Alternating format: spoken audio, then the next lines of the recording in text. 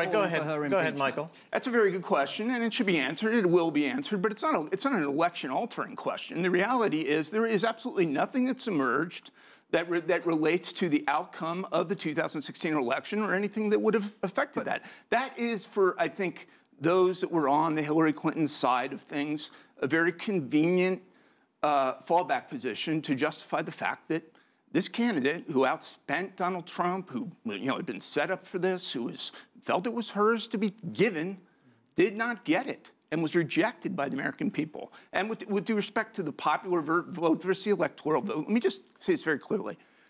Everyone knew the rules going into this. This is an electoral vote system for reasons that we don't have the time to get into. That's the way it's set up. If you want to change the rules of the game, then there's a process to do that. But Donald Trump did not spend time in California, where he has large amounts of support. He did not spend time in New York, where he has great support, because those are not states that worked into his electoral victory equation. The reality is he won the election, he won it, and he won it considerably. 306 electoral votes, 30 to 50 states. I think it's fair what you say in terms of how he won, that he won with the Electoral College. I also think that's the only way you can win. There's only one way to win. I also think that it's very important to mention this. He won in 3 states, Pennsylvania, Ohio, Michigan. Won in 30 states. No, but he won in those 3 states by the slimmest of margins. That happens. We've had closer elections. Let's go back. Let's just go back real quick. Let's go back to the last debate. But that was with Fox News. Let's go back to that, because I think that when we really go back and listen to what the president said and listen to what Hillary Clinton said, Hillary Clinton was asked a question on election night. If it turns out that you have lost the election, will you accept the results? She said right off the bat, yes. Donald Trump said, I don't know. It may be rigged. I feel like right then in that moment, he told us that there was something. No, we don't know yet for certain, but we do know this. The 77,000 votes in those 3 states that Donald Trump won by, if, let's just say hypothetically, there was something that happened with machines that were in those states, if that margin of error, if she had contested it like Al Gore did, we may be having a different conversation. We may be having a different conversation right now. Trust you. We've been trying to trust what everyone else is saying. Okay, don't trust me. Don't trust me. Trust the Clinton machine, that if there was anything there to contest, it would have been contested with a snap of a finger. Okay, I want to move on to something else. Simon, I want to get back to you. I want to move on to the president's travel ban, restricting entry to citizens from several Muslim-majority countries. It's now going to go to the Supreme Court. What's going to happen there? Government lawyers who have spent the last 4 months twisting themselves up like pretzels in courts from coast to coast, insisting that the travel ban is not, in fact, a travel ban, will no longer be able to do that, because Donald Trump, who has said on Twitter, I don't care what you call it, although it's absolutely evident that he does care what you call it, says it's a travel ban. And so when Sean Spicer, the White House press secretary, spent day after day after day assuring reporters that they shouldn't use the phrase travel ban, well, that rug has been completely pulled out from under him by his own boss, and the rug has been pulled out from underneath those government lawyers. So they are going to have to now come up with a different way of justifying what is a travel ban, targeting a segment of the population from at least 6 countries based on faith. That's going to be a high bar constitutionally for them to meet. Okay, Michael, does the White House have a messaging problem here, a communications issue? It might. I think there's absolutely room for improvement. And that's one thing that I think they are focusing on. And one of the reasons I believe, I guess, in opposition to my 2 colleagues here, is that Trump going directly to the people may be a little unusual for most people. It might be difficult for the media to grasp. It might be difficult for the traditional political class to grasp. But it was at the heart of his victory. And his willingness to hold on to an ability to communicate directly with the American people, not through surrogates, not through some sort of professional managed system, it's put through lawyers, et cetera, I think is very authentic and very real. I encourage him to hold on to it. And you know what, as it relates to the travel ban or whatever verb you want to place on it, he's on very solid legal ground. The President of the United States is fully empowered under statute to regulate immigration, visas, and whatnot into this country. If it were a Muslim ban, which of course it isn't, because let me just finish just one point.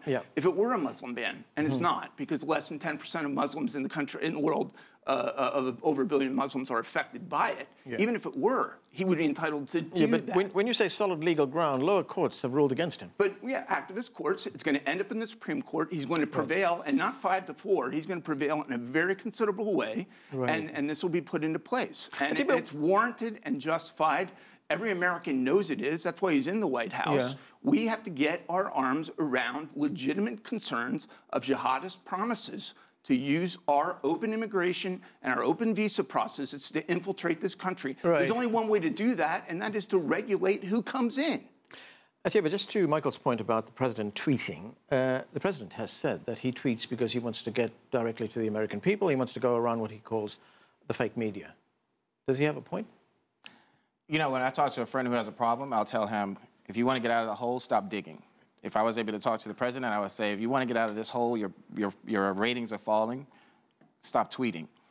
I think it's admirable that the president wants to talk directly to the American people. I think that the Twitter platform affords him that opportunity.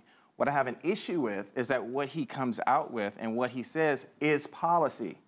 And so when he says it, and then we have Sean Spicer and others who are coming out refuting and saying, no, that's not what the president said, then we have an issue.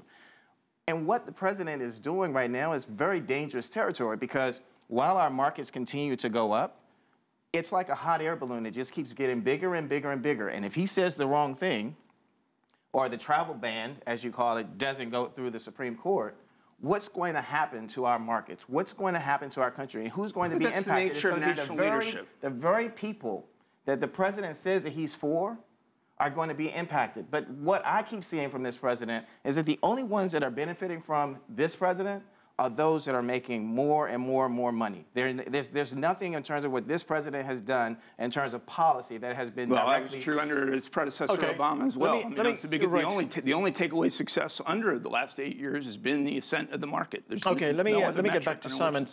Simon, I want to talk about something that's going to be happening on Thursday right here in Washington. That is the former director of the FBI, Jim Comey, is going to be testifying in Congress. And one of the questions is going to be asked whether Donald Trump tried to influence an investigation that he was carrying out into Michael Flynn, who was for a very short while the National Security Advisor. If James Comey says that, yes, the president did tell me to back off this investigation, how much trouble is the president in? It's political kryptonite, Anand, and again, let's underscore that this is something that is entirely of Donald Trump's own creation. Even if the central question was whether he won the election fair and square, the central question now is beginning to shift away from this issue of collusion with the Russians, if indeed it did take place. Now there's a second front that's opened up against his presidency, and that is the suggestion that he himself has fueled time and again with statement after statement that he's made, suggesting that he may have been trying to obstruct justice when he fired James Comey as FBI director. This, make no mistake about it, is going to be the biggest political event in Washington, D.C., at least since Colonel Oliver North testified in the Iran-Contra hearings during the Reagan administration, and arguably the biggest event to take place here in Washington since the Watergate hearings. It's absolutely potential dynamite, depending, of course, on what James Comey actually says. Michael, obstruction of justice, a very serious offense in the United States. An impeachable one. Right. But not applicable here.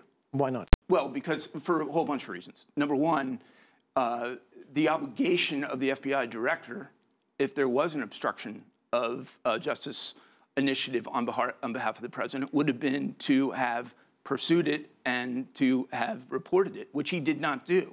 I believe on Thursday he's going to testify, essentially, that the reason I didn't do that is because it didn't exist. Furthermore, obstruction of justice is a very elaborate process of steps that literally is that, the obstruction of an investigation. There are dozens, well over 100 people within the FBI investigating this. Did he fire all of them? No. Did he go in and destroy documents? No. What he did do, I believe, in which he acknowledged, according to the memo, which we haven't even seen yet, that's a bigger question, where is this memo? That should be subpoenaed. That should be part of this evaluation on Thursday. Right. Comey's holding on to it. But according to the memo, his position was that he was asked to drop the investigation of General Flynn. Clearly, the investigation wasn't dropped, was it? I mean, does anyone say that it was dropped? No. Comey walked out of there. The investigation proceeded. Right. There was, not only was justice not obstructed, but justice wasn't altered. There is literally nothing here to any one of these claims.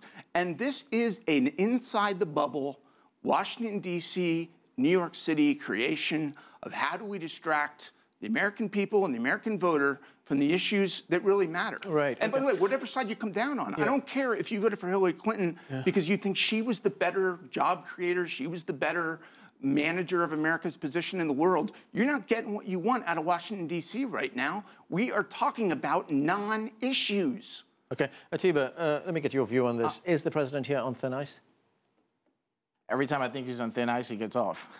So I can't say that he's on thin ice because he has great people like Michael who defend him.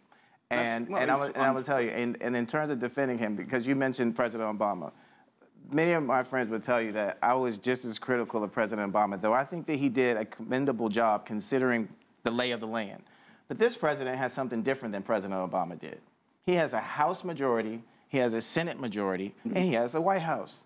And yet we're still having this discussion, and we're wondering, is he on thin ice? He has the Supreme Court. He has the Supreme Court. He has everything. I can agree with you. He has no excuse not to execute, and he cannot. And this is where I think you have a legitimate point. He cannot play into this game. Very quickly, I've got 10 seconds. How you finish? How you have all of that is like, as you said in sports, having the greatest team and going out on the court and bombing because right now the president is messing up. We got to go. Thanks to all of you for being with us. That's it for this edition of The Heat. I'm Anand Naidu in Washington, D.C. Thanks for being with us.